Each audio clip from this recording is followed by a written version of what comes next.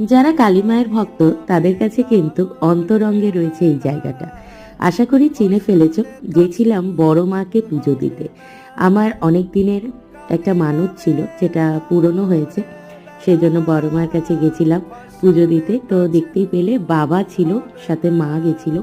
মা, বাবা আর আমি তিনজনে মিলে এই পুজোটা অনেক দিন আগে দেওয়া একটা অমাবস্যায় গেছিলাম। আর এই দেখো ভিতরে মায়ের দর্শনটা তোমাদের করাচ্ছি।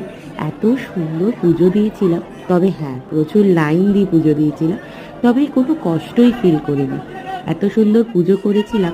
আর মায়ের জন্য বাইরে থেকে মালা, মিষ্টি সব কিছু কিনে খুব ভালো পুজো দিয়েছিলাম। তোমরাও ভালো করে মায়ের দর্শন নাও।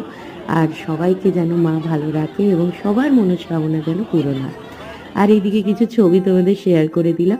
তো আশা করি তোমাদের ভালো লাগলো। মিনি ব্লগটা কেমন লাগলো কমেন্ট করে জানিও। টাটা, জয় বড় মা।